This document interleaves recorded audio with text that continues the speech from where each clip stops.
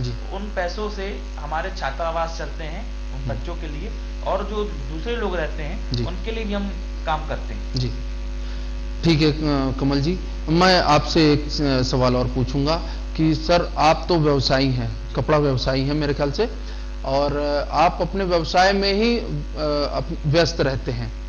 आपके मन में ये कहाँ से जागृत हुआ कि आप वनवासी विकास परिषद में शामिल हो जाएं?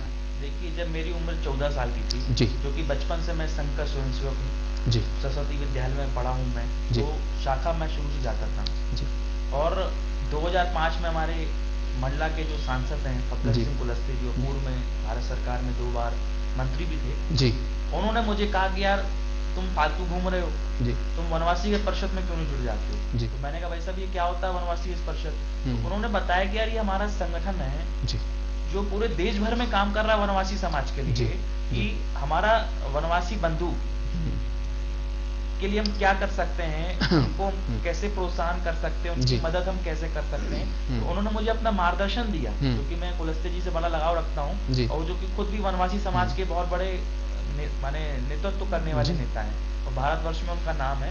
उन्होंने मुझे अपना मार्गदर्शन दिया। जी। इसके बाद मैंने उसी समय ठान लिया, उस समय मेरी उम्र 14 या 15 साल की थी उम्र थी मेरी, तो मैंने उसी समय वनवासी परिषद में मैं जुड़ जी।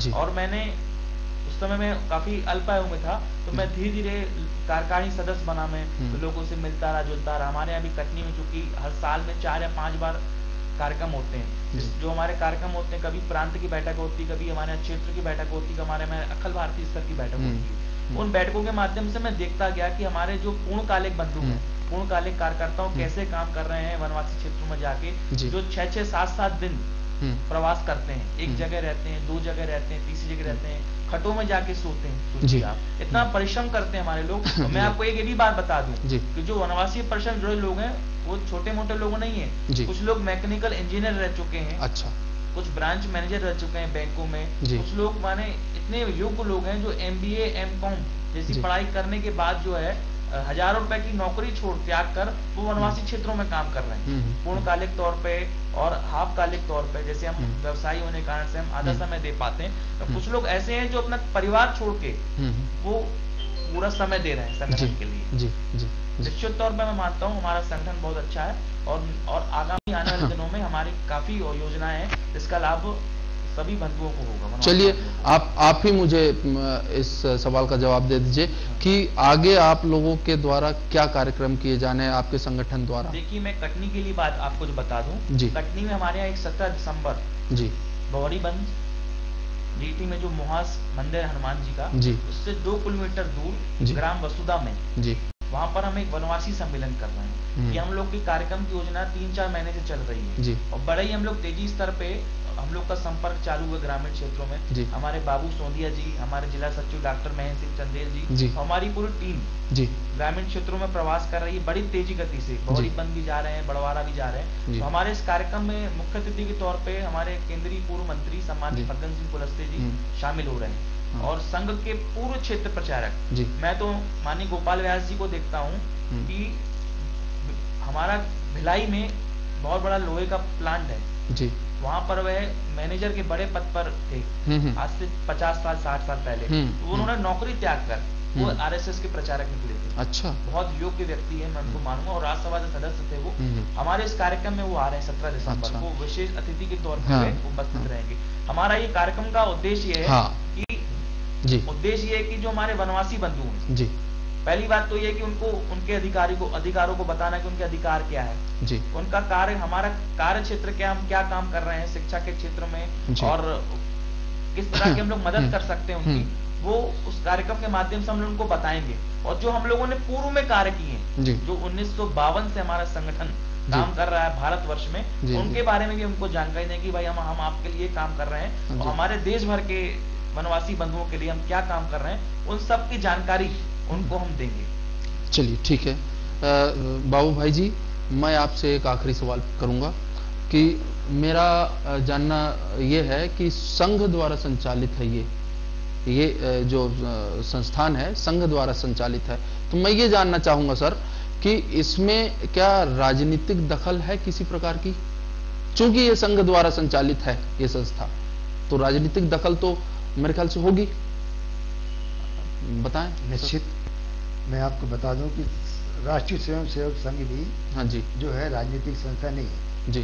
तो जब राष्ट्रीय स्वयंसेवक संघ स्वयं ही सामाजिक संगठन है जी, तो वनवासी विकास परिषद उनका आनुषंगिक संगठन है जी। तो हम भी पूरी तरह सामाजिक कार्यों से जुड़े हुए हैं और गैर राजनीतिक कार्य, राजनीति से दूर रहते हुए जी पूर्णतया आदिवासी समाज की भलाई के लिए सामाजिक जो भी कार्य बनता है हम लोगों से, जो हमें ऊपर से निर्देश मिलते हैं, निश्चित है कि हम कुछ काम अपने मन से करते हैं जी। और अधिकतर निर्देश हमारे जो राष्ट्रीय कार्यकारिणी है, अखिल भारतीय हमारे अधिकारी हैं जी, समाज सेवी हैं, उनसे जो निर्देश प्राप्त होते हैं उनसे प्राप्त निर्देशों के अनुसार ही हम आदिवासी भाइयों के हितों की रक्षा के लिए अधिकतम रूप से समर्पित कार्यकर्ताओं के द्वारा कार्य करते हैं। चलिए ठीक है। तो बाबू भाई, आप जो है पूर्व में एसबीआई के ब्रांच मैनेजर थे और हाँ। एसबीआई के ब्रांच मैनेजर के तौर पे आपने रिटायरमेंट लिया। हाँ। उसके बाद जो है आपको रिटायरमेंट के बाद आराम करना चाहिए था। आपको क्या सूझा सर कि आप सामाजिक कार्य करने निकल गए, आप ऐसे संस्थान से जुड़ गए? आपके मन में कुछ रहा होगा, वो आप शेयर कर सकते हैं आप? नहीं, देखिए, व्यक्ति जो रहता है स्वभाव से सामाजिक प्राणी ही रहता है जी। परिवार से भी रहता है, परिवार में जुड़ा है तो कार्य करेगा परिवार के लिए जी। ये भी एक सामाजिक कार्य है जी। अब रही बात कि मैं ऐसे पद से रिटायर हुआ, आराम पसंद जिंदगी आराम से कर सकता था, पेंशन मिलती है, दवाइयों का पैसा हमारे संस्थान से मिलता है जहां हम काम करते थे, मगर मैं विगत 12 साल की उम्र से जी। एक विचारधारा के कारण आज व्यक्ति किसी भी संगठन से जुड़ता है। यदि विचारधारा उसकी बचपन से जहां धीरे धीरे डेवलप होती है, बनती जाती है, विकसित होती है, उसी विचारधारा के प्रति वो आकर्षित होकर वहां पर अपना समर्पण भाव से कार्य करता है। तो मैं 12 साल की उम्र से राष्ट्रीय स्वयंसेवक संघ से जुड़ा हुआ हूँ जी। उसकी विचारधारा से जुड़ा हुआ हूँ जी। और जो भी मतलब आप बोले उसको विचारधारा के हिसाब से